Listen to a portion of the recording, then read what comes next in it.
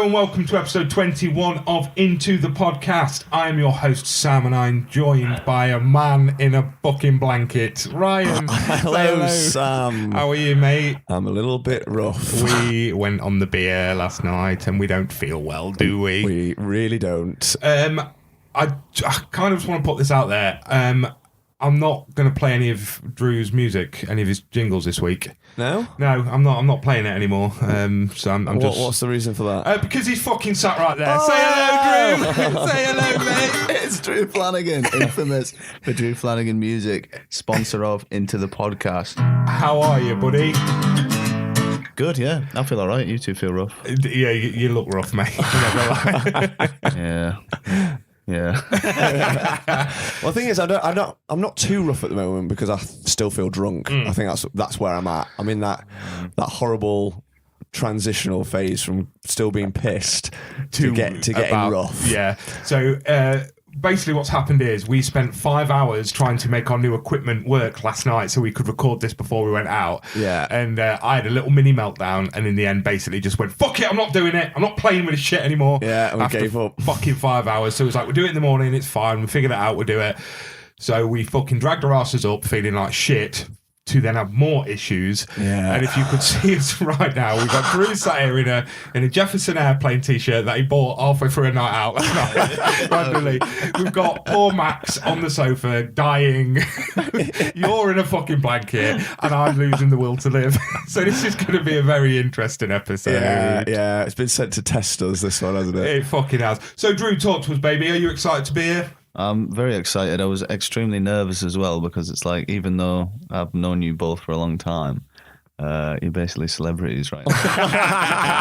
You're the fucking celebrity. You're the only reason people listen to this shit. I listen to the podcast all the time, so I was like, this isn't my cousin, this isn't my friend, this is Sam and Ryan of Into the Podcast. Into the podcast. I mean, we are pretty massive. We are we? fucking huge, to be fair. Yow. Yeah. So, yeah. It's a northeastern term. Youch. So, basically, everybody has been waiting for this moment, haven't they? They've been waiting for Drew Flanagan of Drew Flanagan fame to come on. You sat there with a guitar in your hand, ready to fucking sing us some little jingly winglies. Yeah, I know. Jingly winglies. I know. You sat with my guitar. You brought your own. You brought your own. I've not seen you play your guitar yet. That's nice, this one. I play that all the time, don't I? Yeah, exactly. It's a little bit different. It's like a holiday. So talk us through the night out, Ryan, because I don't remember much of it. Oh shit, it is a bit of a blur, to be honest.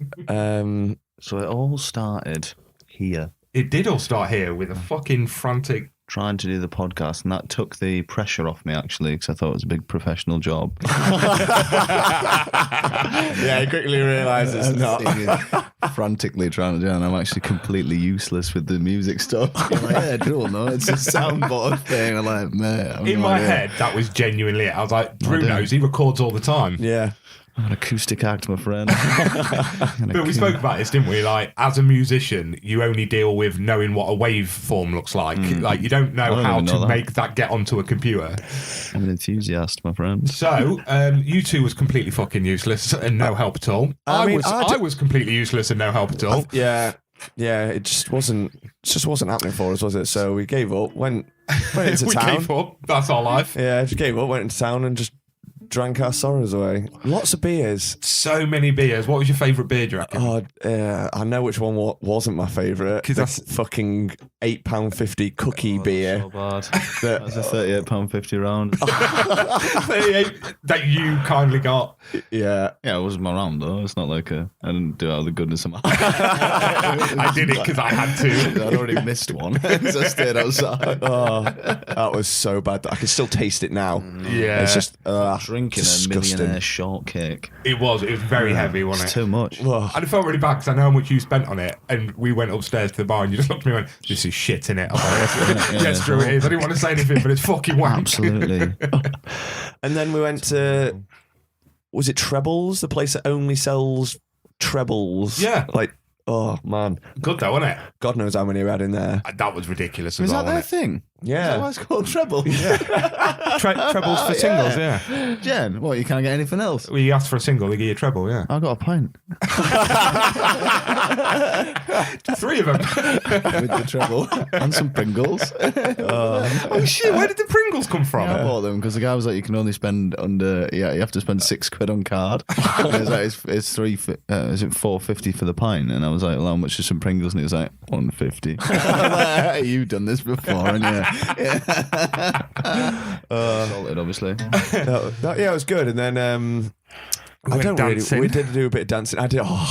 I tried to relive my youth and did a knee slide across the dance floor. I've totally ruined my jeans and my knees are so cut up. So anyone from Lincoln will know the infamous sugar cubes. Like, you go in there and you come out dirtier than you went in. Yeah. Like, the floor is disgusting. First thing you do, slide on the floor. I got on the stage as well jeans. in light blue jeans. I did a knee slide across the floor, and because no one was there, we got there early. It was dead. I hit the floor and just stopped. My knees just disintegrated, and I just looked down and black knees. I was like, oh god. After that, it was like Mos Eisley Cantina. There was a drag queen, if I'm right. Oh yeah. I We went to the scene, didn't we? Yeah. There was lots of drag queens. We had a dance with them, didn't we? And then Kyle was teaching people to salsa dance. Oh shit, he was. Yeah, that was weird. Yeah. That was weird, Kyle. Why'd you do that? He just loves to, doesn't he? Dancer, don't he? He's very thin. Yeah, he tangoed me in the rock bar, so I was listening to fucking Tango? Disturbed or some shit. Doing the tango. Thank God we were the only people there. Oh god! And then I don't really remember getting home. No, I'll be honest. I just remember waking up hot like during the night, and it was just a car crash of bodies everywhere. It was me and Kyle like folded up on the air mattress. You were just. In the corner. Tucked in the corner, like not even like in a gap, like it's just like the refugee. Max was just passed out. I do this thing when I'm wrecked where I seek shelter and I hide. Like, so normally if there's a coffee table, I'll sleep under that. It's an earthquake or something. Proper survival just mode. curled up, and I think you just like I went to bed. Fuck this. Yeah, literally that. You was all talking about getting McDonald's, and I was like, just shut up. I want to go to bed. The Yeah. rest of Ryan's McHerb or whatever it is. The McPlanberg. Yeah, the McPlant. Oh God. Anyway, Zoidberg. let's fuck that off. Should we talk about Drew Flanagan music? Oh yeah, my favourite music. Your favourite music of all time? Would you say? I'm a big fan. And I know a lot of our listeners are big fans as well. A lot of our listeners are big fans, and I want to put this out there that we've heard his studio album and you lot haven't. Yeah, we have. Played it to us last night before we went out. The loser. Yeah, boy. So tell us about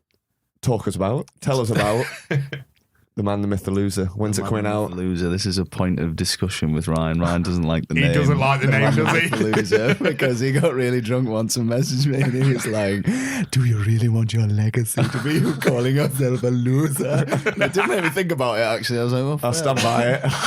Well, yeah, it's a fair point. Well, yeah, the whole point of the album, I don't want to call it a concept album.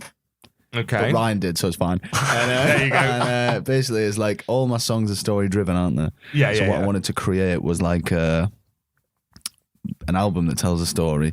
Because all my influences, like one of my favourite albums of all time is The Wall, Pink Floyd. Okay. And that's about a rock star and an aging rock star losing his mind. Don't get me wrong, Drew Flanagan music is a long way away from The Wall. I'm not comparing it to that in any way, just to clarify that. But what I wanted was like a story of a guy basically losing it, and then he's got the rest of the band with him, Andy, Andrew and Andre. I couldn't be here today. Which one are we talking to right now? It's Drew Flanagan. Oh, at the moment, yeah. Andrew. It's the back end of Andrew. But yeah, that's what I've gone for, and it's turned out all right. I think I'm quite surprised. It sounds like actual music. So you played it to us before we went out last night, and like I was listening to it, and obviously it's huge. It's a studio album, so there's a lot of like keys in the back, and you've really put like everything into it. You know, you full band, but you played everything. That's right. Yeah, well, I didn't play the keys. Okay, so Hammond organ is a bit specialist. I would like to say I did.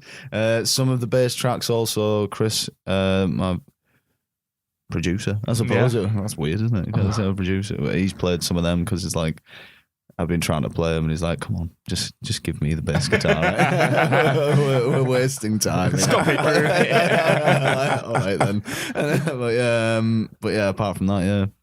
Yes. All Drewski. All Drewski. So I listened, obviously we've got the drums on it, the bass track, we got the keys, we got fucking harmonica. It was such a huge sound. And I said to you, I was like, oh, wicked. So how long have you been doing this? Because I've recorded a couple of albums myself and I know how fucking long it takes to make such a big sound. And you'd spend 3 days in the studio. Yeah, 3 days. It blew my mind how big this sounds after 3 days. It was like, it is 3 in total. We were meant to have, we were supposed to have a full week.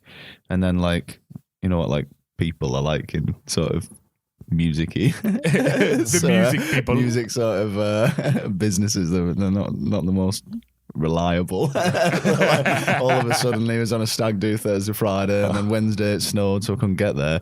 But I'd done a day a while ago to put loads of like I would call them structural. So like, you know when you listen to Blood and Sand and it's like absolutely massive sound, and all of a sudden there's a harmonica going like that, like a melodica. That's like because it's not been redone yet. So yeah. So there's more to do. Like, but yeah, he said usually like fine tuning and stuff. Yeah. But I would just do a day, so I did a whole day. I didn't even pick up a guitar or sing. I just put the drums down, and that was it. And it was refreshing. Cause I am actually a drummer. Like, yeah. So was that your first instrument then, the drums?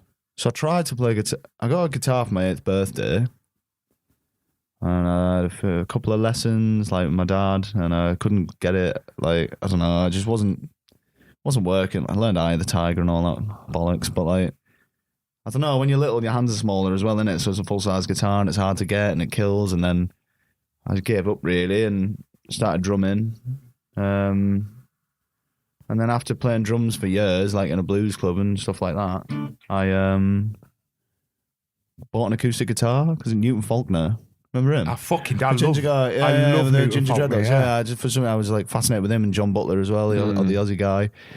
And I was like, you know, I'm going to get an acoustic, and then that kind of probably made me play the way I do now. It's like I want to say root. Like a lot of people have said my music is like rootsy, folky sort of. Yeah. I don't know. It's hard. You can't put yourself in a genre, can you? Because genre is such a stupid word, isn't it? Like genre. What a genre? You know? So that's for other people to decide, isn't it? It's like being cool. Like we're on a bit the Big Lebowski. It's for other people to decide if you're cool, isn't it? Yeah, absolutely. Like, it's not up to you. Yeah. So what was the last, because I mean you play a lot, what was the last instrument would you say you learned to play? Oh. Piano. I've been teaching myself piano, yeah. I'm not very good at it at all. It's fine. I mean, you play everything, mate. So, so you can take your time with the keys. Don't worry about that. I have to listen to something and I can hear it, but I have to feel my way through it. You know what I mean? Yeah, of course. So I'll find it. So I get told off a lot. So I've been learning lead guitar on that orange Strat I've got, the Flanacaster. Yeah, but Flanacaster. It took a minute. But you can tell I like orange trousers. There's an orange plectrum, orange juice that I woke up with next to me on the floor. But I went to this jam night, and this is exactly what I'm trying to create with my music, is the opposite of this guy. I told you, didn't I, about the blues man of Brecon, yeah. Self-proclaimed. Yeah, exactly. That's what he calls himself. Oh, this is your mortal enemy, isn't it? Oh, yeah. Yeah. That's him, yeah. The blues man of Brecon, Mortal Drew enemy. Flanagan's mortal enemy. Like Tekken. He's just this old geezer who, like, I try and play along. I'm trying to develop my lead guitar and stuff. And he just comes up and he's like, what are you doing? Like, swear, he's like, it's in C. And obviously he's speaking gibberish in Welsh. But like, and he just won't have it. He won't bring you on. He won't do anything like that. He just wants you off the stage so he can just play, I don't know. Which is generic. It's heartbreaking, really, isn't it? Like, especially with jam nights and shit. Is the whole point is to get together and just feel it, yeah, feel the music, enjoy it. And especially if people are like learning new instruments, and you want that environment to be encouraging, don't you? You want it to like, be supporting the creation of music rather than like belittling. But I can totally believe it because people are arrogant, boring, isn't it? Oh god, yeah. But you did make him go out and spend a couple of grand on a guitar, didn't you? Oh, what, the Sigma? Yeah. The Sigma Gate scandal. So basically, my guitar, if anybody, listen, I know some of you do, I'm speaking to you now, listeners. I listened to Live at the Foundry. The guitar on the front of that is a Sigma. If you're into guitars, there's a very famous guitar company, and they make some of the best guitars in the world. Martin. Sigma is basically like their sister company, so they make cheaper, similar models, but they're just cheaper to buy and it's more accessible, just like Fender to Squier, if you know. But anyway, this guy, after the initial contact, I want to say, with him, he like tried to make it up, and he was like, "Oh, you're a good lad," blah blah blah, and he sat there and he has a Sigma guitar on the table, the tiny Ed Sheeran one, that everyone gets, and I picked it up. You know, he's like, "Oh, have a go on it." I picked it up, and I do that tapping thing, the percussion thing.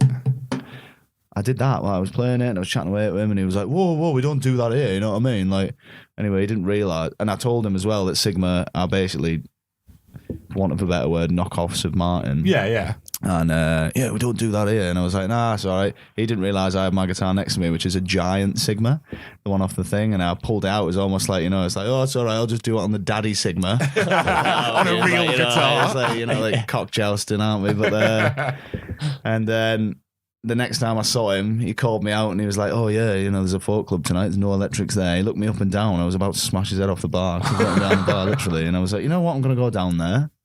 And I took my Sigma, and he come up to me and he pulled out. He got his guitar case and he was like, "How's it going?" Yeah, and then he like overtly, like to make me notice in front of me, pulled out the same model of my guitar, but the Martin version, which is worth about $5,000. I was gonna say it's ridiculous money, isn't it? And I hope it was because of that interaction that he went and bought that. You know what I mean? I was like, "Oh, I've just got this here," like holding it in front of my face. I was like, "Oh my God." I'm literally picturing that scene in Pirates of the Caribbean, where Jack Sparrow gets the telescope, and then Barbossa gets the massive one, and then later on he gets the fucking giant telescope. Exactly, yeah. Anyway, I'm off on a tangent now, aren't I? But yeah, just if you I call myself an enthusiast, and Ryan and Sam bring me up on that, but really I have no musical experience or education or anything like that. So if you want to go do it, just get on it. You know what I mean? I learned off YouTube. That was it.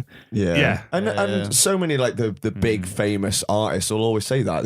So many of the best, like most talented musicians out there are self-taught. Oh, absolutely. Like, I'm in awe of it because I absolutely love music, but I'm not a musically minded person. Yeah. I've never learned an instrument, but it's like a foreign language to me. Like, I could not, and I don't have that get up and go either. I could not just pick up a guitar. I've tried, just doesn't sit with me. I would have to have structured lessons taught to me. Absolutely, and that's the thing. When you've got to have the drive to go, I'm going to learn this. 'Cause I'm the same as you. I'm self-taught. A friend of mine basically taught me how to teach myself using tablature. And then I sort of went through a stage after I first started learning that. I used to pick up guitars for like a tenner if someone was selling a shitty guitar.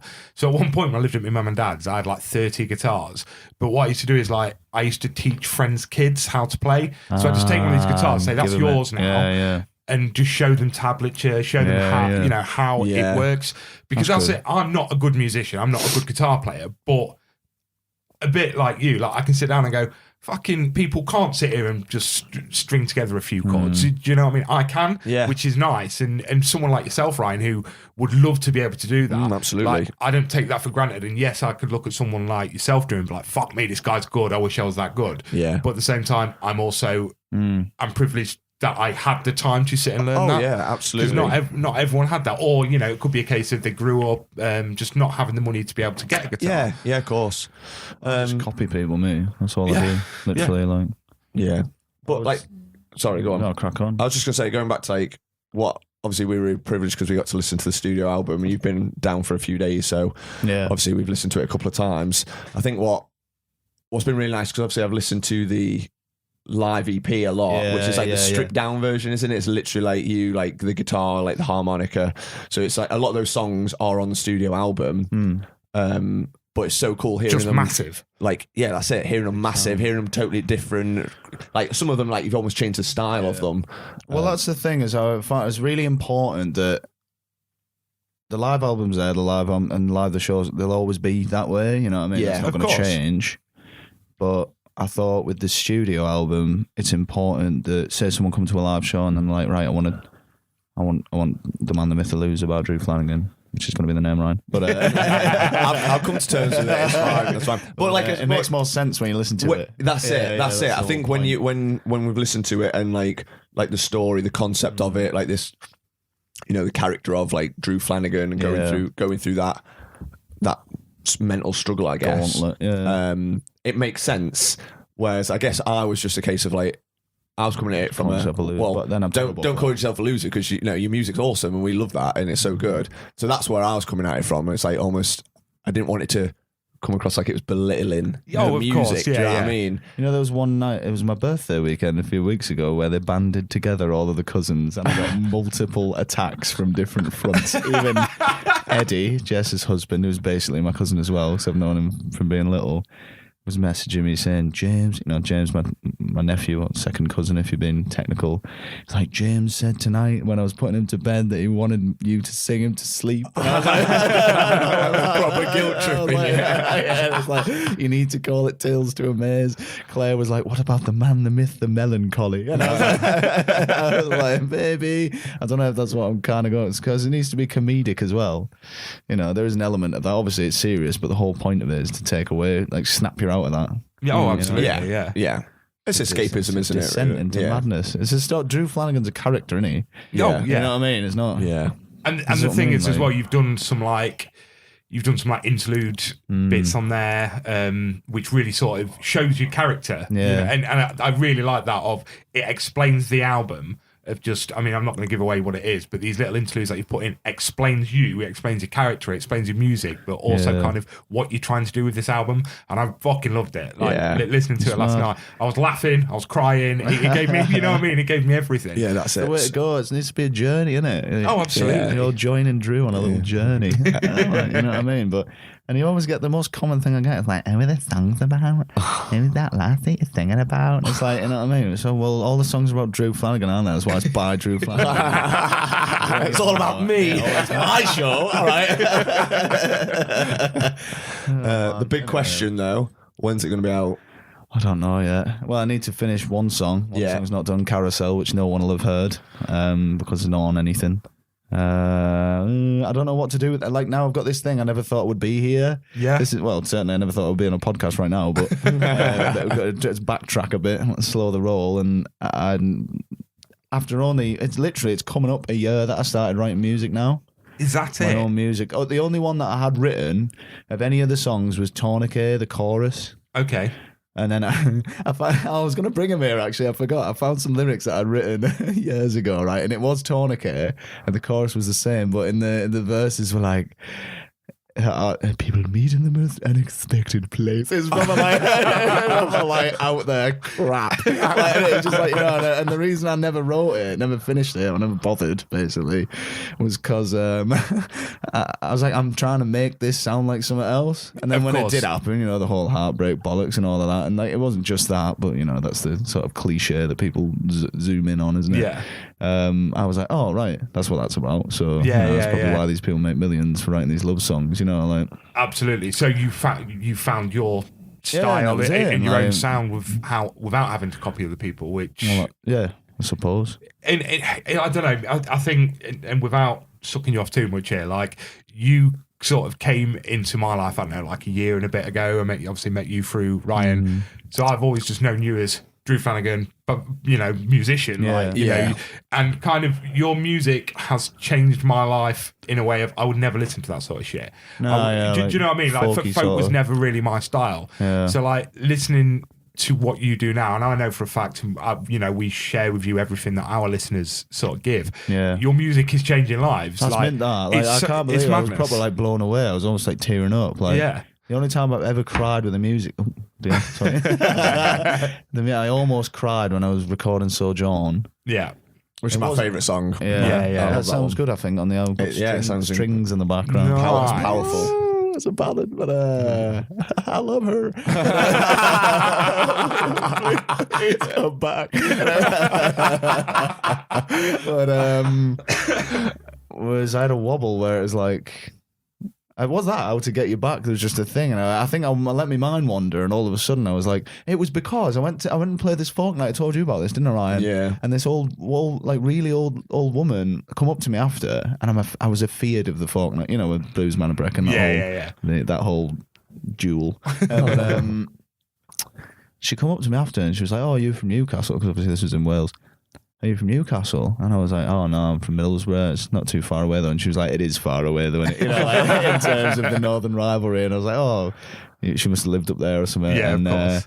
Anyway, she was like, I absolutely loved your songs. Like, I love the stories and the lyrics. And then she stopped and looked at me and like put her arm on me. Put her hand on my shoulder, and she went, "But they're sad though," like that. And as soon as she said that, I was like, "Oh!" I was like a dagger through my heart. I was like, "Oh, I suppose they are." Aren't they? I never really thought about that. Yeah, but like even those little interactions is crazy. Like so many kind words from people, and like for something that is, it's just a hobby, really. I've got a full-time job, haven't I? But like, I can't believe like people hear things in the music that you wouldn't have even thought of as well. Loads of people have said things like that. It's. But I suppose this is the thing, isn't it? Like, you sit down, you write your music, you write your lyrics, you know the story that you're writing about. But as you're doing it, you're like, oh, that sounds nice. Or if I can put this like little inflection in my voice here, that'd be nice. And, oh, this chord progression is nice. Whereas we're not listening to that. We're not sitting there and listening to sort of the creative process. We're listening to a complete piece. Yeah. So we're listening to that story. And when we hear it, it's like, fuck. Yeah, and yes, it is sad. It is what it is. I mean, obviously, my favourite is Common Denominator. Yeah. That's a popular one, though. I think it's because I get my head kicked in the story. Yeah, exactly. But that's one of those songs that really, like, you listen to the lyrics, it's a fun song, but it's heartbreaking at the same time. Oh, yeah. I think that's sort of tinged throughout, isn't it? Throughout the songs. It's threaded through it all. Yeah. It's a lot about a lot of different stuff, probably not as much about that as you would think, but... Yeah, Common Denominator I think people like as well because it's a chant, innit? Oh, big time, People chant, drink, drink, drink. It's like a bit like, like, especially with the drums in, like, which people won't have heard, but it's almost like a strut, innit? Yeah, it is. I like strutting up the road. Yeah. You're pigeoning. Well, it's been like, obviously you got the live EP out, and I know you've sent me bits in the past, but what's really nice is like, I've listened to it loads, like, and that's not through a. Do it 6 times in one day. I just had it on repeat at work. But it's like I'm listening to it not because I'm just supporting it because Andrew's my cousin and want to be like supportive. I'm listening to it because I enjoy it. You know what I mean? I want to listen to it. I find myself, and I know other people have said this to me as well, just waking up, when you got a song just rattling around in your head, you're just singing it all day. And I love your songs doing that. Yeah. A few people have said that. Like, it's the Sojourn thing, isn't it? What you were doing the other day, loads of people do that. They try and fit their name in. Yeah, so what you... Thomas, Tommy, Tom. It's like, is it Andy? Is it Andrew? Is it Drew? Yeah. And I'm like, is it Ryan? Is it Ryan? Is it Jan? Doesn't quite work, but it doesn't, does it? But it's quite mad, really, because we a good friend of ours, Goss. He again, we've sent you bits that he loves your music, and he said that he went into work singing a song the other day, and his co-worker was like, "Oh, listening to new music here," because apparently all he does is sing your shit at work constantly. And it's like, "Oh, you're listening to something new here?" Because all I ever hear is just sing fucking Drew Flanagan normally. And it's just absolute madness, isn't it? It's a guy you've never met. He's never met you. Yeah. He's only heard your shit basically through our jingles. Yeah. And then it was like, who is something this? else. They are amazing. Like, who is this guy? Oh shit! Well, it's Drew. You can't hear his music yet, and then we could hear his music, and now soon you're going to be able to hear a studio album and. Well, I think that's made the big difference, hasn't it? It's been finally getting your music on Spotify, because that has been like, I know you had videos on YouTube and stuff, which I always forget about, because you've got a lot on there actually on YouTube. Quite a few, and there's some covers and stuff, but they're very, very early, and you can tell actually. I went back and watched, so I redid The Wheel, which is not one that's on the live album, and that was one of the first originals I released on YouTube. Okay. And I look back at it, and it's like my voice sounds mad, like way, like, I listen to myself now, and I'm like, oh, that's how I imagined I would sound, instead of just like proper, just forgetting all the lyrics on the first one, and just sat there in like a basement. So it's crazy, like the development over a year is what it is. You know what I mean? Like I say, I've always going to work my full-time job, but that whole thing with that lad Goss, what a hero, because like, that makes it worth it. Like that one person. Yeah, absolutely. Got something out of it, or And that's the thing, he's not the only one. We get this from so many people, Yeah, don't we? that's it. And I think it is quite nice that we kind of have a platform here that we can share that. Yeah. Do you know what I mean? Like, bearing in mind, me and Ryan get together to chat shit about films and fucking games and stuff. Yeah. Once we just to chat bollocks. And now all of a sudden it's like, shit, we've got something that we love that we want to share with you, and it's so nice to be able to do that. And then you Smart. get Well, you guys probably are much better at promoting it than I am, because I just put daft pictures on and to be fair, you do, yeah. I don't really. I don't We know how are to your do it. PR team, aren't we? Yeah, basically. Yeah. But we get free jingles out of it. So We do, yeah, That's that the one best thing, part yeah. of our podcast. The one thing that everybody said, the two most common things I get said to me is whenever someone comes to see me, they come up after and they're like, "Oh, I thought you were going to be shy, but you're not." Looking at you, you look like you'd be bad. Yeah. Oh, brilliant, thank you. And then the second most thing is when a little bit later in the night they'll have had a few more pints, and then they just follow me around the bar whenever I'm talking to people, and they go, "I'm his manager. If you have to go through me if you want to talk like that." Like that happens all the time. I mean, that's pretty banging. Yeah, it's quality. I remember the first time I ever played. So I used to play covers quite a bit, play like the standard sort of House of the Rising Sun and all of that. And I was on a surf trip in France, in Hossegor, and there's this place called Dick's Sandbar. It's just where all the surfers go, right? And there was an open mic night, and it was with work, and there's a few lads who didn't know me, and they thought, obviously everyone thinks I'm a dickhead when they first meet me because I've got a resting bitch face, and I wear orange trousers, but yes, you do, bin man trousers. But he come up, we went in, there was an open mic on, and I was just stood at the bar on my own. And the guy, they'd seen me playing in the Airbnb that we had. There was a guitar there, and I'd been, fannying around with it and stuff, not singing though. And the two lads come up with a pure smarmy look on their face, and they were like, "Oh, we've told him you're going to do a song." And I was like, "Here, this is sink or swim here, right?" So I was like, "Here, go back and tell him I'm going to play 3." and they went, "What?" And I was like, "Go and tell him now." And I went and got up and I played Wicked Game, House of the Rising Sun, and something else. But there was a band there, and I was like, and everyone played along, and it was mint. And I remember, people come from outside because everyone's mauled. It's like a square, so everyone can hear what's going on in all the bars. And they come in, and I shook hands with everyone. It was really fun, and got down. I went to the bar after, and the lads were like, "Oh my god, that was insane! That was so good." It wasn't. And then this French guy come up to me, and it was like. I wear these tube socks, don't I? The 70s Vans socks, and I had shorts on, obviously, because it was hot.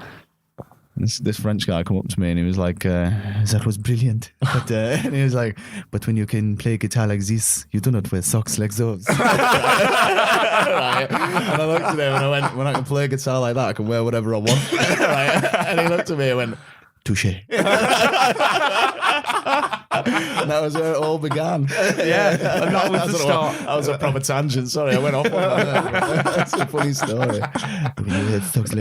Like generic bad guy, what's his face? Pascal Savage of Johnny English, John Malkovich. Yeah, that's what he sounded like. Yeah. Oh, banging. Right. Should we do some podcasty type shit? Yeah, we've not done any of our usual podcasty type shit for a while, have we? No, so we had haven't. the Oscars episode last week, which was the special. It was banging. We had so much fun. It was so much fun, wasn't it? But it feels like it was a lifetime ago. Yeah, it was a long night, wasn't it? It was. It wasn't as hard as I thought it was going to be, though. Trying to stay up that. Did you drink? No. I need to listen to that one still. I've listened to the one before. Yeah, it was. So mad busy with work.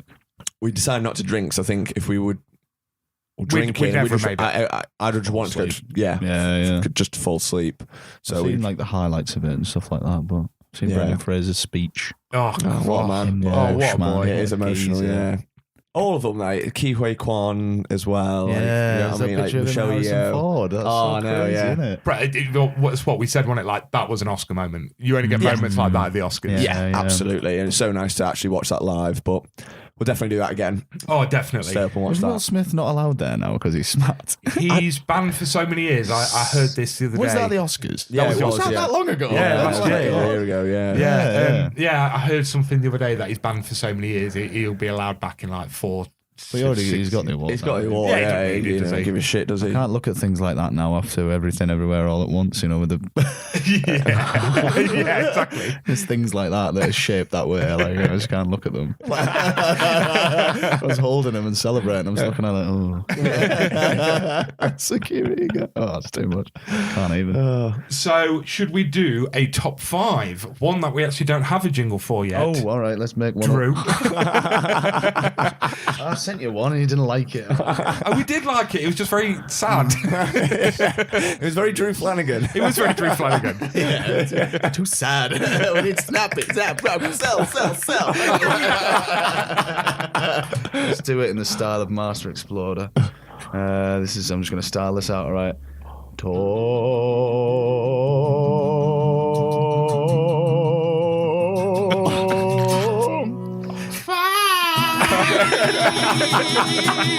Yeah! Woo! How did that sound? That's pretty awful. Right, banging. send us the recording. I'll get off this, mate. Don't worry. I'll Literally just came up with that on the spot. You couldn't tell, mate. Peace to Jack Black. Props to Jack Black, not peace. So what we normally do here is we've had a couple of guests before. They will pick their favourite of our top 5s that we've done in the past.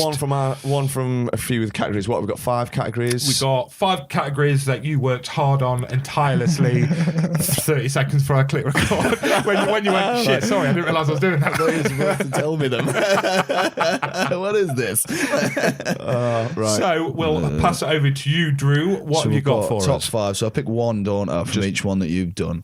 Yeah. All right, soundtrack. I'm going to elaborate on this one. I'm going to expand on this because this is my thing. All right. Do it. Expand. Drew Flanagan music, all right, it's in the title. And it's actually just Drew Flanagan Apple Music, if you could change that. Soundtrack, okay, I'm going to do a different one for film and a different one for TV show. Ooh. I'm probably going to do 2 of each just because I want to. All right, so soundtrack, pretentious-y, filmy sort of guy one, like The Graduate. Oh, yeah, that's quality, to be fair. The Graduate is a great soundtrack, and I just love that film. Like, literally, I think I'm going to have to do that with my ex, just bang on the way, Elizabeth! And he's got the cross. That is a quality And film. run away together. I love that film. Yeah, I only watched that for the first time a couple of years ago because my dad was trying to get us to watch it for years. Yeah, for sure. It's brilliant. Like, Dad loves it as well. Like, well, Dad showed me it, but when I was proper down, last year, me and Dad watched The Graduate and it made it. Yeah. But I think, Graduate's my favourite, but I've got to give a special mention, especially after that awful top 5 jingle I just did to School of Rock. Of course, Yeah, 100%. That's a brilliant song. And I grew up on that immigrant song. And like everyone, you know what? Like I get proper envious, like jealous when I listen to the podcast. I was literally crossing the Sahara Desert and I was listening to the podcast and you were playing Magic and I was like, I used to play Magic before. Ryan never wanted to play with me. You know what I mean? Like, all of that. Like, listening to it, it was like, and you were on about Thor, the immigrant song. Yeah. And I was like, Mom, I like the immigrant song before Thor. I was in School of Rock. I was there for the Dodge Ram van. The bit where they're driving along. Yeah. But Led Zeppelin 3 is literally our album I grew up on. That, The Wall, Bob Marley, which is there's a little props to Bob Marley with that little reggae interlude, isn't there? On the album. All of that, yeah. Special mention for School of Rock. Absolutely. What a great film. Just classic. Like Sunshine of Love. Yeah. All of that. Substitute by The Who. Yeah. Elastic Mac. My 5-year-old is mad into it at the minute, she? which is great That's because as so well, good. it's not even so much the film she's interested in; it is the soundtrack. So whenever we're driving, she always goes, "Daddy, can we have music on?" And I've got my own little playlist for her, and it's always School of Rock or Twisted Sister. So it's like really she's mad into she's mad into hair metal, which is weird. That's so cool. That's on that so cool. I want to rock. Yeah, she fucking loves it, it's amazing because again, like I say, such amazing tracks on it that. I've grown up with rock and I love rock, so it's kind of like push this on her now before she goes down. I wish my music was cool. Not just like obviously it's a parody of James Blunt basically, and like fan over James Blunt. But that was how I got discovered. That festival came around. And I was just there on the night, and they were like, "Do you want to play a festival?" I was like, "Oh yeah, all right." And I was like, "Yeah, all right, mate." You know what I mean? Like, 'cause I was a bit drunk, and given my email, and then they emailed through, and they were like, "This is the artist tent, blah blah blah. You're gonna do all this," and then I was just there. Nuts. You're all right, Ryan. I need to sneeze. I thought he was about to be sick. Sneeze into the mic. Sneeze into the mic. I need to look into the light. That's how you make yourself sneeze, isn't it? Yeah. So, TV. So your films TV. were The Oh, yeah, Graduate sorry. and School of Rock. That was disgusting. Yeah. Special mention. And All then, over my sleeping bag. yeah, it's a sleeping bag, Sam, not a blanket. Sorry. Soundtrack for TV shows, though. Yeah. The top one, Ash vs. Evil Dead. Oh, yeah. Psychedelic rock. Oh, my I've God. never watched it. It's brilliant. Yeah. I've watched most of series 1. Yeah. And I stopped watching it because I had not seen the films at that point. Yeah. You introduced it to me. We were Yeah, watching it yeah. at your mum and dad's house when it first came out. But I wanted to go back and watch the films first so I could have a proper appreciation of the show. Oh my God, that is like full on. Oh, it's so good. Like the soundtrack for that's proper like psychedelic rock. Like I don't know if people listen, but you should. Well, you should. No, you should. I'm not. I'm telling Do you. not like that. I just mean like you should give it a listen. Like Emerson, Lake and Palmer. Oh, yeah. That's why the Hammond organs on my stuff. Like Deep Purple, Space Trucking. Like that's the first song in it. Where he's driving to date in it. Like, like Space Trucking. Yeah, but yeah, definitely Ash vs. Evil Dead. Tied with Umbrella Academy. Oh, Yes. that's quality. Such a good soundtrack. Quality Major soundtrack. Tom and all that. Yeah. Oh man. Literally, I think, you know, like with like my ex-partner, we did the North Coast 500 in the van, and it was like we just listened to that Yeah. solidly. Yeah. It's mint. So that's the soundtracks. Yeah. What's your next category? It says weapon. Pop culture weapons. Pop culture weapons. weapon. After last night, it's got to be the assault rifle off Halo. Oh, it's so good. Yeah. We're playing that in the gaming bar last night. I think you guys were playing FIFA. I We think. play FIFA Yeah. and then went to play Micro Machines again. Oh, that was it. Yeah. Well, we Oh. did the last mission on Halo Legendary 1 as on well. legendary on Just hardest absolutely styled it difficulty. out. And, Yeah. just smashed it. That just goes muscle memory, all right. That's exactly what it is. We yeah. couldn't see. In your thumb. It was like at one point we were driving at the end. It's like, actually, I haven't got my glasses, so I can't see. I'm crashing into things. I was like, oh, it's probably just a bit out of practice. It's just blind.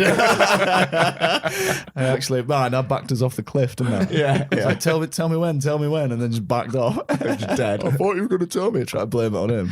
Yeah. So assault rifle off Halo. Yeah, I think that's a banging Special choice. mentions to obviously the pulse rifle and all that. Yeah. What else? The one on Starship Troopers. What's it called? It's a Beretta, isn't it? Call it a Beretta. It's got the shotgun on the bottom. Yeah. It's Yeah, like, it's bam, cool. bam, and he gets hit. And he would definitely have died. Oh, yeah. Johnny Rico would 100% have died. Like, absolutely just went through his femoral artery. Oh, yeah. He just goes in the Luke Skywalker tank. Easy. Yeah. All right, Luke. All right, Johnny Rico. Anyway, vehicles. Oh, groovy. All right. Buying time, yeah. I don't know. What did I say? I sent you these before, didn't I? Yeah, I can't remember. Any vehicle. Any vehicle. Any vehicle. I went for a variety of things. I tried to. I had like a big ship, One of each. like a little Yeah. spaceship, and then like a car, and then like a motorbike or something. It was everything that could fit in the big spaceship, wasn't it? Yeah. I think maybe the Dodge Challenger of Vanishing Point. Have you ever seen that film? I have know, not. that's It's a No. brilliant film. It's a proper chase film. It's a white Dodge Challenger, so a Charger. It's not got the fastback. It's a Challenger. It's got a like a bigger back on it, basically. I don't know. Bigger back. I don't describe it. No, it doesn't have to spoil it. Fine. Yeah, just off the cuff, I would say. Yeah, Banging. Dodge Challenger, Vanishing Point. That's a good film. Cool. Fictional place. Fictional place to live, I think it was, wasn't Yes, it? it was. Where would I live? Where would I live? I would like to live in. I mean, we've you've- already had Hobbiton and that. I mean, everyone's. We. that's an I obvious said the choice. Shire. But I don't know if I could be bothered. Like just scranning all the time, getting fat. Like it's a bit boring, isn't it? That's my life, Drew. Don't judge me. I know. I'm literally thinking right now when we're going to get some food. That's all I think about. Maybe I would like to live in. Oh, I don't know. Prompt me. Give me some- Hogwarts. That's a nah. I don't I want to can't live remember there. what the sort of places we have. It was like Lord of the Rings. The Shire's an obvious one. Hogwarts, things like Yeah. that. I don't know. I can't remember what we said. This was like episode Bedrock. Episode Bedrock. Bedrock yeah, was in that mine. doesn't fucking do it for me. Flintstones. Yeah, Bedrock, sleeping mate. on like literally On stone. on stone. Maybe Futurama. Yeah, that'd be pretty cool. fucking banging. Futurama. Yeah. That'd be sick. Because it's like the world's not ending or anything. Yeah. Obviously, Santa Claus comes and tries to kill you, but like It's- you you just could deal with that. hide. You Robot know, Santa like Claus. Yeah. even like being a delivery boy, sick Yeah. job. Yeah. That's cool, yeah, because you get to literally travel Yeah. the fucking galaxy or Become a fox, whatever. and Like, bend yeah. it, that's my dream. But like, it's obviously just a mad version of the future, isn't it? So it's just Yeah. like, Yeah, it's just yeah. you still Earth is still Earth. You Like know, tubes. obviously we'll all, when it actually happens, we're all mega famous around this table. Yeah, Our heads will be preserved in jars. Yeah, ours There's will the be. Into the Podcast guys, and there's Drew Flanagan, With Beck. Grammy award Award winning winning. Drew Flanagan. Grammy, imagine that. No. But yeah, let's go for that. Cartoon character, I want Mooncake. I don't want to be him. Like, this is the character that I just- hang out with. Yeah. Or from Final Space. just favorite. Yeah, one of your favorite. Mooncake. Mooncake Mooncake from Final Space. Final Space, yeah. Ooh, chocolate. I just want. I just need it. Like, I'm lonely, aren't I? I just need a little pal to hang out with. Like, I'm lonely, I need a pal. A little floating green it. ball. Yeah, that can destroy planets. I suppose if you're going to hang out with someone, you want them to be able to do that. Just be Yeah. cute, but But we've got your back, you know what I mean? If shit goes down. That or avocado, the clasp. The clasp of friendship. Avocado. The He's cat. Oh, the cat. Yeah, He's yeah, not yeah. a cat. It's like a. He's a yeah. Ventraxian. Yeah.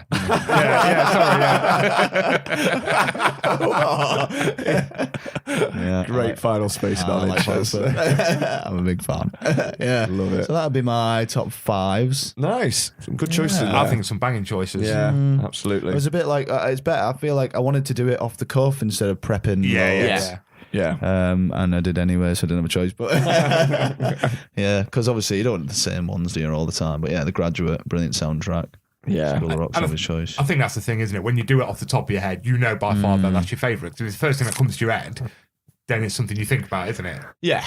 Yeah. The assault rifle has to be the one out of Halo 1 though, because they dropped the round count to 32 in the later games. And it wasn't. Did And they? they dropped the damage for it as well. It wasn't Exactly. powerful. It's no good. Bastards. It wasn't the same. It's the iconic one, the chief weapon. Yeah. Right?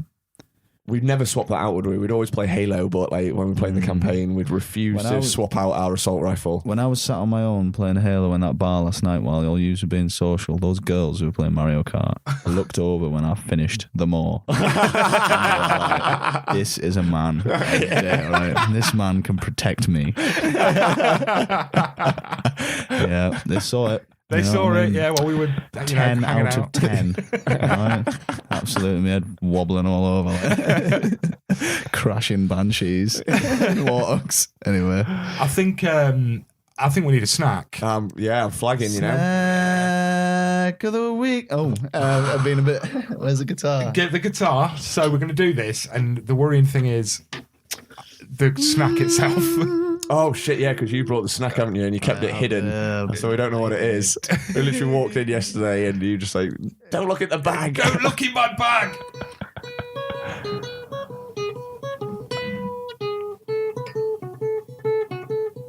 Oh, we need to sing it.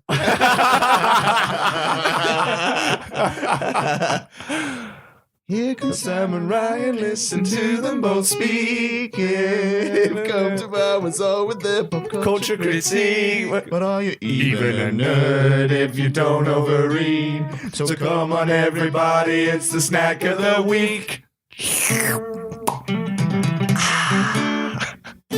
Yeah. That's the bit I cut out of the song. That's the expanded version. The Now, Hendrix version. Go and get us a snack, Drew. All right, okay. Yeah, I'm hungry. I'm flagging here. Oh, yeah. Bear with me. But we'll just talk while you go. music. While you go get it. Yeah. We've got Drew Flanagan music on our No, podcast. I'm a bit. This I'm is fucking huge, man. proper celebrity, this, isn't it? Yeah. Just think, we're wasting our time with people like Max on it. Yeah, fucking Max. I'm assuming he's gone, by the Yeah, way. he left, He just Reggie got up wasn't and looking. walked out and didn't say anything. Got a selection of bar snacks. Hey, Nice, very Right, apt. I got, McCoy's. I got obviously I got confused because I was going to get pork scratchings, but then I ordered some vegan pork scratchings and they never turned up. So I was like, I'll go get some pork scratchings, and then I ran out the garage with him, didn't I? And the guy tried to do me for shoplifting, and I ran back in. I was like, "Will you eat dry roasted peanuts?" to Ryan. He was like, "Nah." And I don't like he was peanuts, man. Get some crisps. So I just grabbed them. So now we've got this. This is what I did. So you just turn up with the bar snacks solely because you're a little bitch and you won't eat stuff. Yeah, pretty much. Pretty much. Well, what are these? Because I want to get in on these. What we got? Mr. Porky's crispy Look at strips. that, the lighter bite. I know. Are they pork scratchings or are they I think- pork-flavoured crisps? Pork flavoured. Oh God, they do They're not still- smell great. They're still pork rinds. And we've got Why can't I open flame them? grilled steak, McCoy's. Yeah, Yeah, dry pork roasted scratching. peanuts. I'm going for these Give us one fucking- of them. Give us one of them. Get your fucking nozzle in them, mate. Go for the McCoy's. They do look gross, don't they? Yeah. I really Yeah. like pork scratchings. But I never liked them. Never liked them, pork scratchings. Don't have like hair on them and stuff. yeah, Yeah, I love it. they're the best bit. Oh, man. Poor pig. See, this is our breakfast. Oh, no, yeah, we're not eating anything. I've got to be honest with you boys. What? This is a deception. Uh-oh. What goes with bar snacks? Bar. Check this out. Oh, God, it's not Oh, one. God. I'm having these nuts as well, I'm not gonna lie. I fucking love bar snacks. Yeah. You know when you're just pissed and you're like, I'm so hungry. Yeah, we And had they the just- Pringles yesterday. Yeah. But, Dry roasted peanuts. Oh, I don't know if eating these snacks are making me feel a bit sick, though. okay. Yeah, maybe. We probably should have eaten something before Yeah. we tried this. I'm in that weird place where I'm hungry, which makes me feel sick, but I don't want to eat because I feel sick. Yeah, I know exactly what you mean. That's where I'm heading. That's where I'm heading. I'll just keep eating these crisps and hope that. Give me a crisp. I can't eat one. Oh. We'll have eaten that much of this shit that we just won't need to eat for the rest of the day. No, I'll still eat. Oh, I'll still eat. I'll eat everything. Here he comes. When it comes to what you got. You're ready. We're ready. No. No way. Oh my God. It's an Into the Podcast beer. That is fucking insane. So what is it? It's an Oh, IPA. wait. Slow your roll there. I've got some tasting notes. I was going to try and reel them off, but I can remember them. My mate Buster. So the story behind these. So I wanted to get an Into the Podcast beer made, but we couldn't get the actual logo on it. Oh, what? So they made Drew's Brew, basically. So they made my pop character, Amazing. and the font is the same.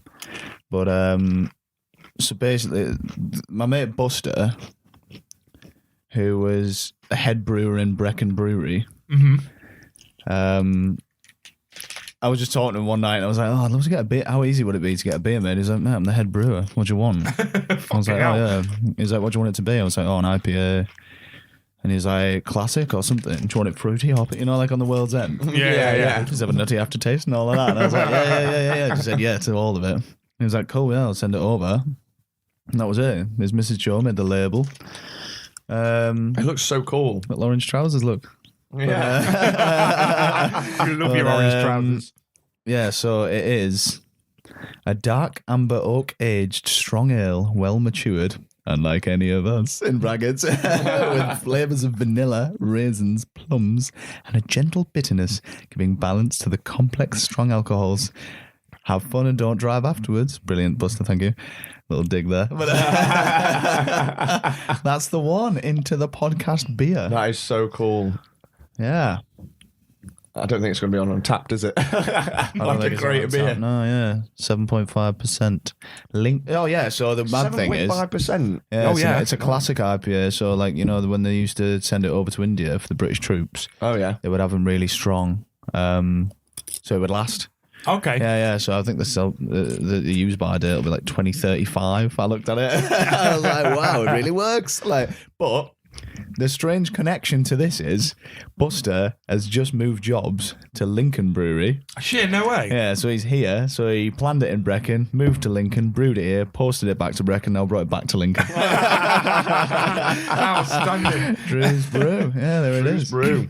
This looks so cool. I'll get Bar snacks I'll were a get trick. picture up online for this. Love so these. I brought through 3 glasses because it's the first thing in the morning, so we can't sit here and smash a full bottle. So just open the one, have a little tasty taste. Yeah, sounds good. These are so fucking cool, man. They're so cool. So cool. 7.5%. This is a good breakfast. Oh, That is a dark, dark beer, that, isn't it? It is. The dark side of the moon. I hope I can stomach it. That's a worry, isn't it? I might have to run to the toilet. That's for you, Mr. Drew. That's for you, Mr. Ryan. Thank you. Well, chin, wrong. chin, chin, chaps, chin, chin. Cheers, boys. Little clink, clink. Oh, God. That's really nice. Yeah, it is, actually. Potent. Ooh. It smelled, when I smelled it, I was like, oh, God. It tastes quite nice, actually. It's not half as fucking like. Oh, it's quite nice, actually. It's not. Not half as bitter as I expected it to be. You know, Yeah, like when you look at it and see it that dark. A Well, I dark- like a dark beer. I like dark a ale, bitter or a stout, 7.5. Yeah. You're normally going to get a bit of a. especially for breakfast. So now you get why I was like, it has to be today. Yeah. We're going to record it yesterday. Oh God, that was a fucking nightmare. I absolutely love this. I'm going to get a picture of this and post it online for you all. Easy. So should we move on to the thing that Drew hasn't been worried about in the slightest? Oh, the thing that he's not been panicking about. Yeah. Yeah, let's move on to that thing. So a 60-second recommendation, Drew. Yeah. You've been quite looking forward to this, haven't you, mate? I don't want to. You can't make me. I And don't want to do it. what was it that Drew said about the 60-second recommendation, Ryan? That it's really pretentious to put out there that make people listen to what I want to listen to. Yeah. So what we do. What we do every single week. Yeah. It was, That's part what- of, like- it was part of a wider, an expanded rant. It featured briefly, and I regretted it after I said it. I just get so self-conscious about everything, don't I? And I'm Yeah, like, yeah, What yeah. if they won't like it? You know, what if it comes back on me and then they're like, I read this book and I hated it, and now I hate you. Yeah. Fuck your music and fuck your Yeah. recommendations. Can't. But you can't do this because you've not sang to us, Drew. So grab that little guitar behind you. Nina Simone. Grab that little guitar. I'm smashing these crisps. I don't notice, mate. I need them. I need the sustenance. 1, 2, 3, 4, 60-second recommendations into the pod shortest presentation, music, film, even cereal. 60 seconds. Little not is not never ending. Time is short.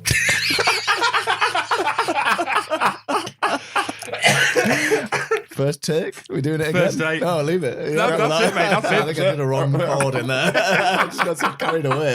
Everyone started I was like, it's picked up speed. My face went red. You actually did, yeah. That's the most I've ever seen you into anything, Drew. I do get carried away. So, Right, tell us your opinion on stuff. Are you going to time this? my. Oh, shit, yeah. Let me. All right, my. You can introduce it briefly. Very briefly. Can't tip into the My little stopwatch. into the actual I've got the timer recommendation. Okay. You show it to me. You show me the Shit, I will, but stopwatch. apparently this has been going on for 23 days. Fucking hell, what that's not. I don't know how to stop, reset. There we go. So, little Okay. setup and then I'll start. My 60-second recommendation is I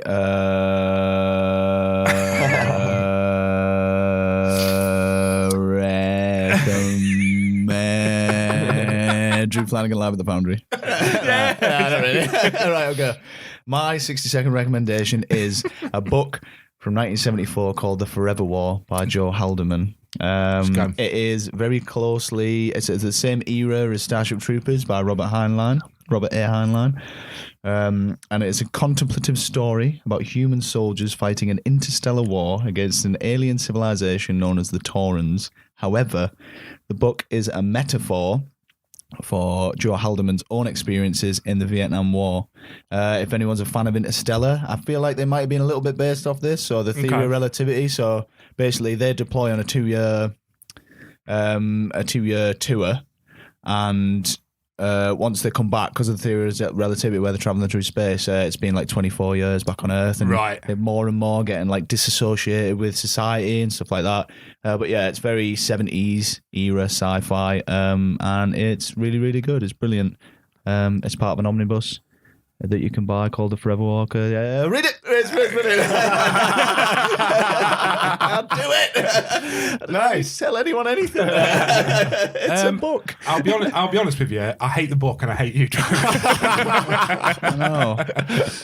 No, I think that was good. That was good. It's really difficult to do the 60-second recommendation because it's just ticking away as well. Yeah, it's watching the clock makes it so much worse. I managed to avoid it because that's what I do. I just hide from things. Until it becomes apparent that you have to do it. Yeah, you get away with it. That sounds cool though. That sounds really cool. Mandela is the main character. It is cool. You mentioned it to me yesterday when we were driving here, and interesting. That sounds really cool. I need new audiobook as well. Yeah. It is on audiobook actually. I looked yesterday when I did a little bit of, like, because I've not read it for a while. Yeah. But yeah, the omnibus is the most common thing you can buy in. I think I got it in Smith's actually, of all places. Nice. But it just looked cool on basically the front cover looked really cool. Is that how you discovered it then? Yeah. I looked at it. I used to read so much. I never do anymore. And that was one of them. But it's like there's 3 books. The next one's called Forever Peace, where he's basically, it's after all of that. They get so far into the future in the book. I think what was interesting in what you were saying yesterday is like how it's almost a direct rival to Starship Troopers. It is, yeah. So it's almost like off the back of it. Yeah, because Starship Troopers, I think Joe Haldeman wrote it because it glorifies war. Because there is a part in it. I'm cheating now, aren't I? Because I'm still talking about it. Yeah, but I want. It's all right because I want to talk about it. Yeah. So there's a part in it where they go on the first. Well, I tried to. I curbed it in the 60-second recommendation because I was just going to go off on one. So it's a 2-year deployment for them, 24 years back on Earth. But they go there and they've got like this post-hypnotic training or something that kind of triggers them, and like so they see the Taurans for the first time, massacre them, no resistance. They didn't even put up any sort of resistance or anything like that. Yeah, they go back to Earth, go on another deployment, and because again the theory of relativity is probably it's years and years, so the technology of the Taurans has advanced so much, and the Taurans absolutely destroy them because they've got like futuristic. So it's interesting. But I always think that first initial contact is like like My Lai massacre and all that with Vietnam, similar sort of thing. You know, like just they would just shoot everyone. Not all of them, of course. You know what I mean? The American army, but you hear about. I studied Vietnam in school. Well, we went to Vietnam, didn't we? We saw it, which was really interesting because obviously you grow up with like the Hollywood version of like Vietnam and the American heroes and stuff, and then when we went to Vietnam and went to the museums and stuff, wild man, and you see all the atrocities from the American side, so it's quite eye-opening. It's crazy, but it's interesting. He basically it's almost a direct response to Starship Troopers, but he obviously acknowledges that Starship Troopers is a brilliant book and stuff, and if anyone's not read that. Which again, I've not read that. I've only seen the film. But you were saying you read the book, Starship Troopers, it's probably long, very different to the film, massively different. Yeah, probably more like the Roughnecks cartoon. If you ever watched that, I love that. I used to love that. That's probably more closely related because they have the big suits, right? Okay, and all of that, and like Rico. Like Ace is not his friend. Like Ace is like the squad leader of the other squad or something, and he's a bit rogue and like.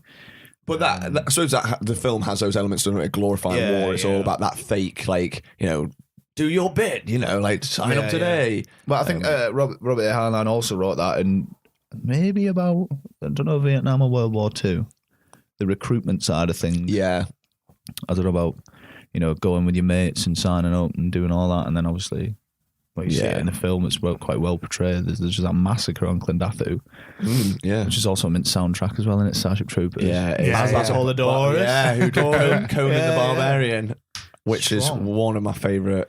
Brilliant. I listen to scores of all time. Pushing the sled. I just push the sled for an hour. It's in my gym playlist. So I have a gym playlist which is mainly like rock music. So it's got like bloody, System of a Down in there, like quite upbeat stuff, and then I've also got Conan songs thrown in there on my playlist because it just fucking inspires me. It's good. That is banging. Yeah. Good recommendation. Yeah, very good recommendation. Nice to get something different as well. Yeah, it is nice to get like not just a film or TV. Cool. Right, should we end with the Eliminator? Oh, the Eliminator, the one that I've been dreading. I know. We put this off for as long as we can. Right, I know, we're gonna... fuck, I don't want to do this, but fuck it. Here's the Eliminator, not by Drew Flanagan. There can be only one.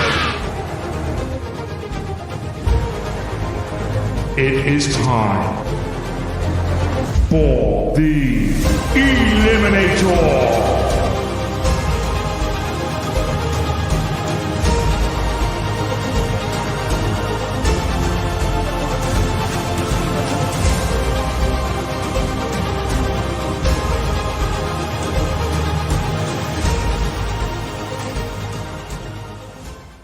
It is time for the Eliminator, Ryan. I don't want to eliminate either of these I'm films. so sad that these come up together. I mean, genuinely, two of my all-time favorite Marvel films. Yeah. Maybe my top two.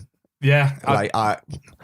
Like I said before, I've done it when I tried to. I think it was during lockdown. Tried to rank my favorite Marvel films, and I'm sure these two made up my top three. It's madness, isn't it? So we have Civil War and Winter Soldier head to head. Captain America battling himself. Yeah. And other Avengers, actually. Well, yeah, yeah, exactly.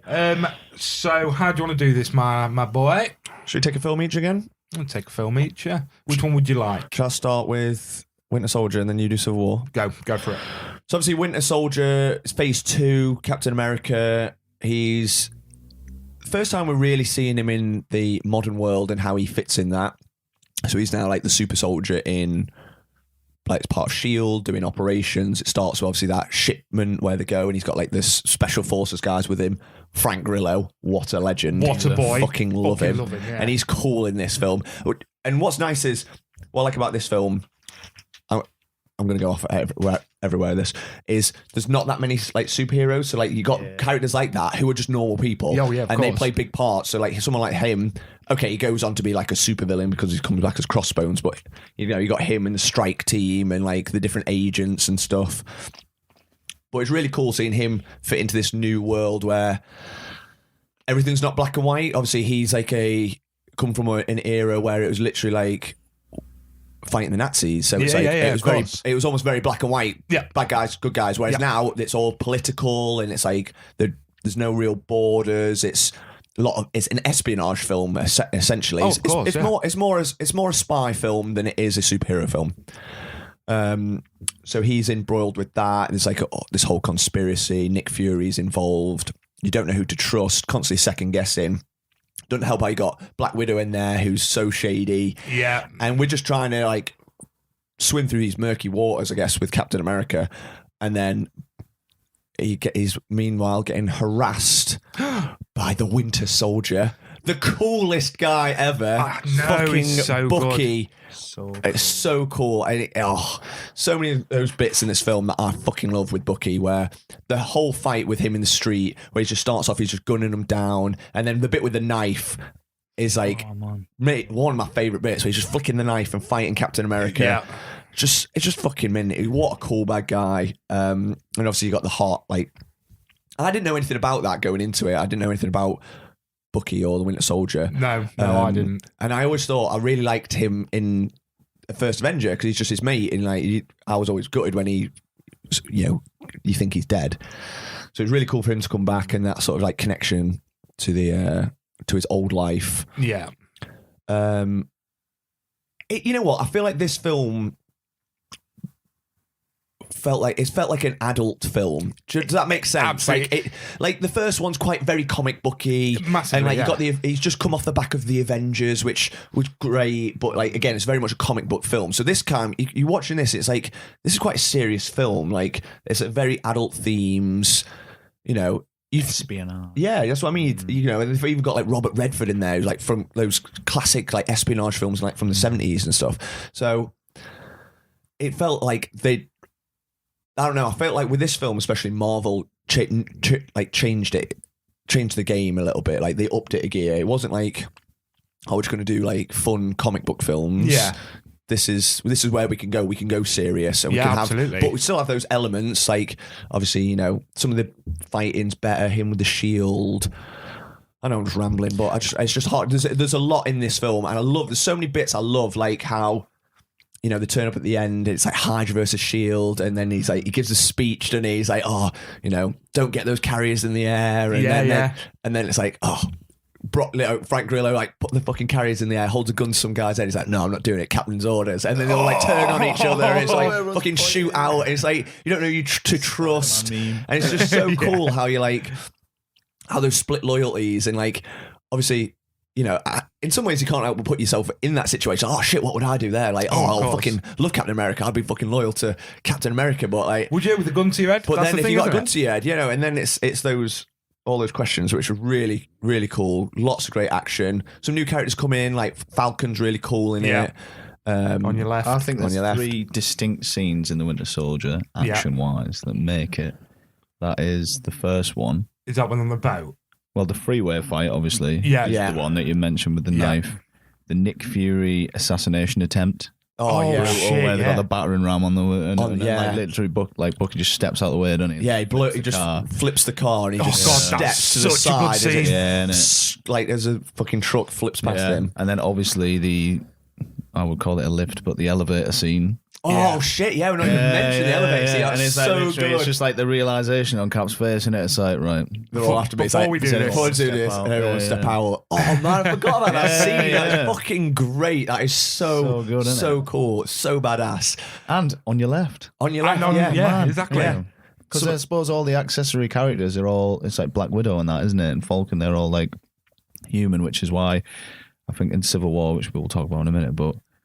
Bucky's a bit outclassed, and because everyone's superheroes then. Oh yeah, absolutely. It's a level at this stage, it's just all humans. Yeah. It's just like it's like the peak of humanity, like human soldiers, isn't it? Super soldiers. Yeah, like super soldiers, effectively.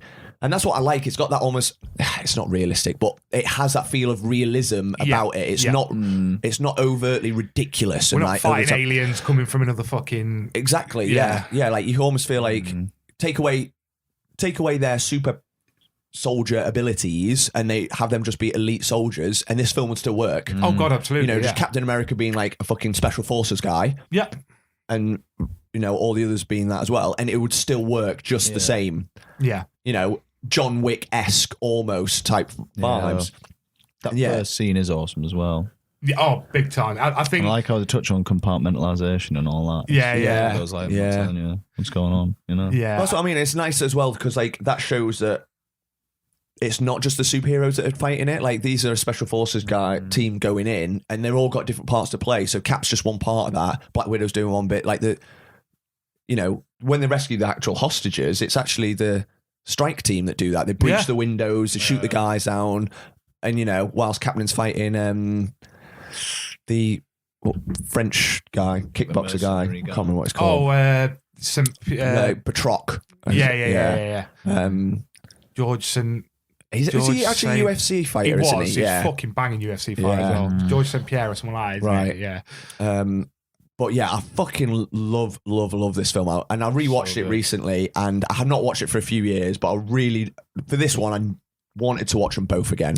And I'm so glad I did, because I rewatched it, I was like, I remember why I fucking love this film. It is absolute class. Definitely. And I think because we've got such massive films now from the Marvel franchise, I think this goes under the radar. Yeah. But actually, when you speak to people about your older films, everyone always comes back to this and says how underrated it is. Yeah. So we call it underrated, but it kind of is, but it kind of isn't. Because people still know they love it, but it's not Avengers. It's not fucking Infinity War. It's not the big Ragnarok. massive. It's still an early one, really, because by this point, it's Cap's third film, but he was in the first one, which is a very different type of film. It's a proper origin film, and then we see him in Avengers. This is Captain America transitioning into the Captain America we see later on. Yes, absolutely. The leader, the guy that's not just a figurehead, he's not just that Stars and Stripes. He's actually his own guy in his own right. He's the captain. He's the captain, and he's the leader. Fucking love it. Absolute class. Go on then, talk about Civil War, which is also class. Fucking class. Excuse me. So, Civil War then. This is really weird. bearing in mind it is a Captain America film. I think you forget sometimes that this is a Captain America film. It's almost like Avengers 2.5. Yeah, of course it is. So the idea of I've read a few of the Civil War comics, but obviously in the comic book it's huge. It's got all your X-Men in it. Hundreds and hundreds of them, isn't it? Yeah, I think one of the sides is sort of headed by Reed Richards and stuff. So this is the idea that after Sokovia, the world has just had enough of the Avengers fucking shit up. They've just had enough of people dying because and it's such a good storyline in the aspect of, yes, you're saving the world, but actually you are killing millions and millions of people. Yeah. And it's really nice to see and hear because you watch it and you see all these, like... buildings get destroyed and, like, everything's blowing up, and it's like... the hundreds of thousands of people that are dying whilst this is going on, and people just had enough. So the government...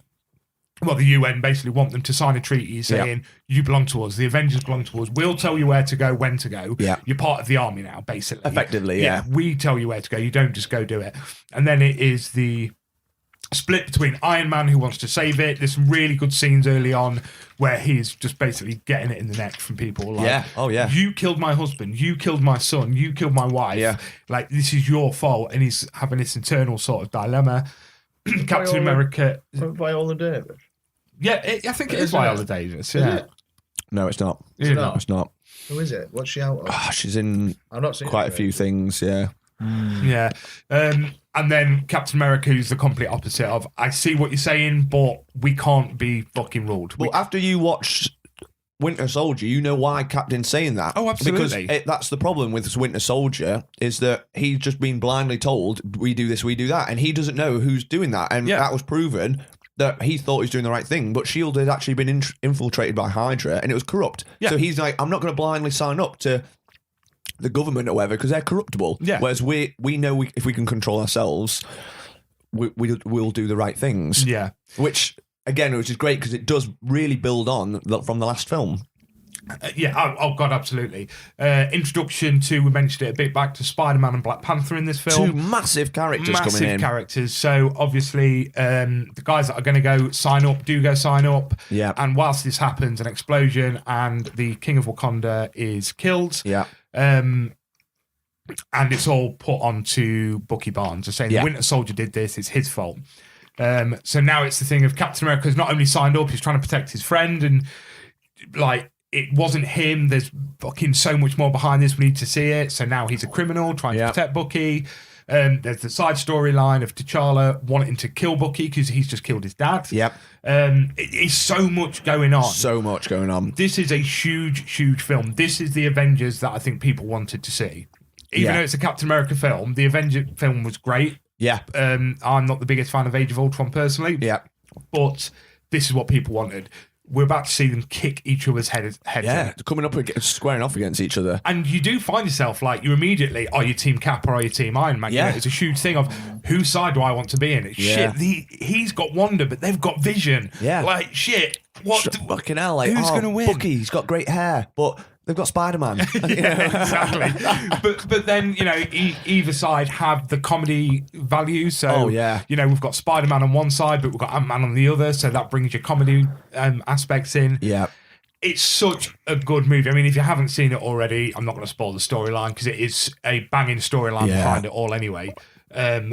The fight scene at the end between Bucky, Cap, and Iron Man is ridiculous. It's so good. One of the best fight scenes in Marvel. Oh God, so it's powerful. It's pure emotion. God, pure emotion, and that scene where Bucky and Cap are fucking about with the shield, just passing it to each other and oh my God, what and a I fucking scene. love that bit where like Cap's down and Bucky's just like smashes Iron Man up against the wall, and he's like trying to rip his like the fucking whatever it is, his little arc, and just trying to rip it out, and like the music, it's just powerful, and obviously that get fucking arm blown off, and then it's him versus Cap, and then that shot, I love that slow motion shot that where they're like facing off against each other. Iron Man's doing like his fucking blast hand cannon things and against the shield, and it's just like the glow that goes either side. It looks incredible, so powerful. As well, like the airport scene's amazing.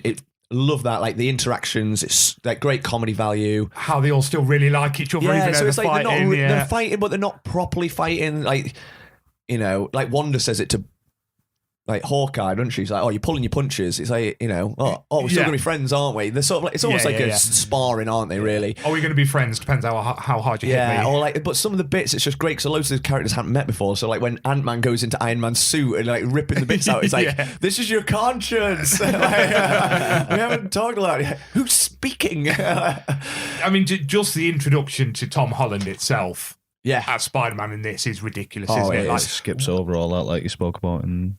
It doesn't need more than that, does it? Everyone knows who Spider-Man is. Let's just get him in. Well. How fucking excited was you for Spider-Man after being introduced? So good, and it did not disappoint at all, did it? Really Tom Holland was just great, and like, there's so many characters in this film, and they're all amazing. I think Baron Zemo deserves a mention. Probably one of the most effective bad guys, and he doesn't have any powers. You said this to me yesterday. I was like, shit, I never even thought about that before. Just turns them against each other. Doesn't he? Yeah. He's literally just a guy, just a man. Like literally, he just sat outside, and when they're all fighting. Yeah. Black Panther finds him. It's like, you're right, mate. Like, Hey, what are you doing? They just like come after him.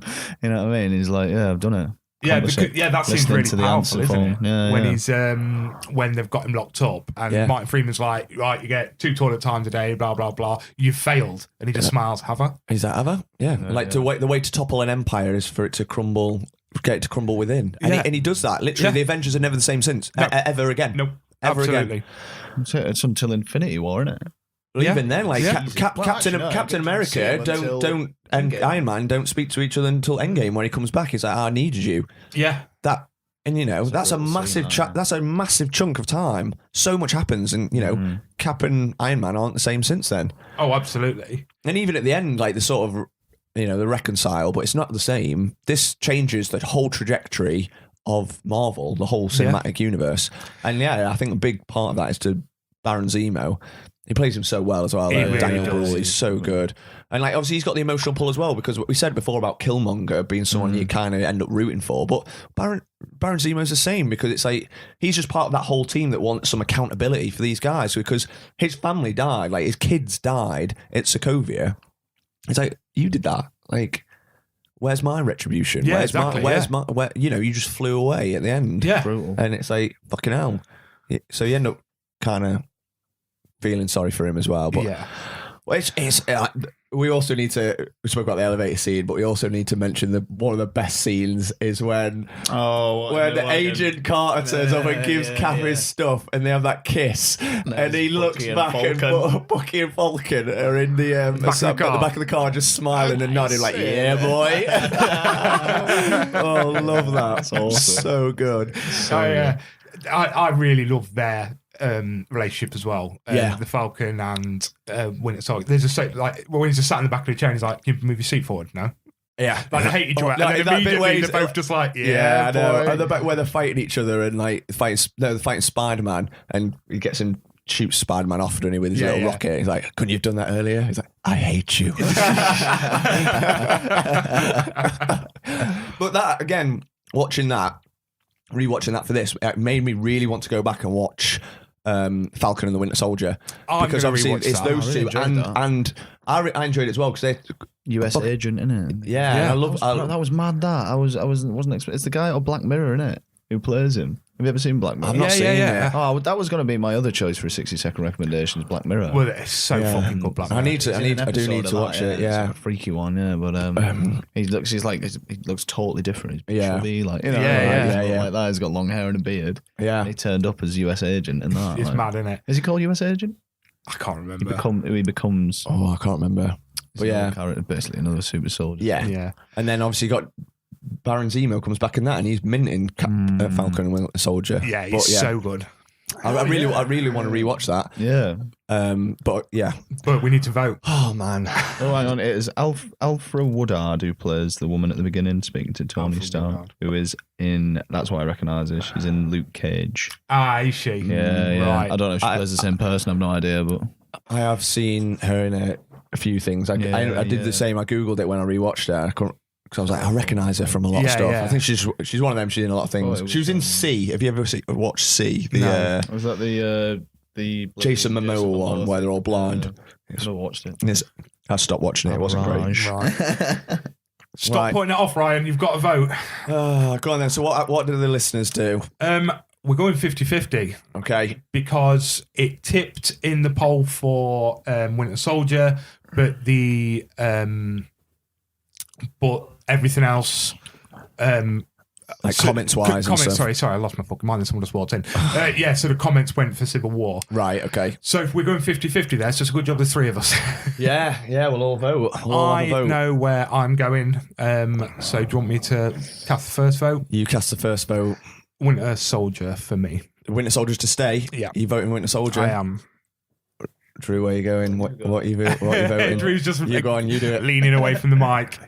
Winter Soldier. You're keeping Winter Soldier? Yeah. I'm also keeping Winter There Soldier. we go. Oh, I just love it. And rewatching it, like Civil War is fantastic, but I love the fact that Winter Soldier is just as good without the rest. It carries itself. Okay, you've got Sam's introduced. You've got Bucky. You've got Scarlet Johansson, Black Widow, and you got Nick Fury. But that's it. Yeah. It doesn't It's- rely on the rest of the Avengers. Civil War is almost it's Avengers 2.5. Oh, of course it is. Yeah. It's a fantastic film, but Winter Soldier, for all the reasons we said, I absolutely love it. Absolutely love it. Cool. So Winter Soldier stays. Winter Soldier stays. So let me just quickly look on our scoreboard then. Next, because we're now out of the... So that's all the first round done, isn't it? That's That's all the the first first round done. So we're into the quarterfinals now. So I think the next round will be Avengers versus Guardians of the Galaxy. Oh, that's going to be a tough one. That is going to be another tough one. Another tough one, that. Right. Go on. I've got nothing left. I've got nothing. We're flagging now. We're flagging. Need some food and a sleep, I think, is what I need. We call it there. Drew, have you had a good time, my friend? Yeah, absolutely. I don't feel like I performed very well on this. I was very nervous. I think you've done was just getting in my own fine. head. Yeah, but you always get proper anxious about Yeah, these things, really don't you? bad for it, aren't I? Yeah, you are. Dreading your 60-second recommendation for about 3 weeks. I've been doing it since the whole thing started. I was like, I'm going to have to do one of these. Well, at it's some done point. now. Yeah, exactly, It's done. yeah. It was really bad. I actually cheated, didn't I? I was just like, yeah, if we curb it there, and then I'll just carry on talking. Yeah, that was me too. I encouraged it. I was intrigued. I wanted to know more. Yeah, it's a good book. It's a really good book, to be fair. No, I will check that out, definitely. Definitely. So, apologies for the kind of rushness of this episode because 5 hours of arsing about with broken equipment yesterday was a bit much. Yeah. So you've just had a hungover us instead of Very a fun, hungover. excited, about to go out us. Yeah. So, Drew, thanks again for coming on. Should we add one of Drew's tracks to the end of this if I can figure out how to do it? Shall we? Yeah, Yeah. I think we should do Yeah. that. I'll see if I can figure that out. So maybe in a second, maybe not, you'll have a Drew song. Depending- enjoy. Depending if I can figure it out. Yeah. Right. So, any final thoughts, Ryan? Look before you leap. Yes, Look I like before that. you leave. Yeah. Yeah. No, don't knee slide when you're 33 years old. In sugar Yeah, cubes of don't all let places. Sugar cubes. Don't let them get you down. Don't let the bastards get you down. Yeah. Peace. Live, laugh, love.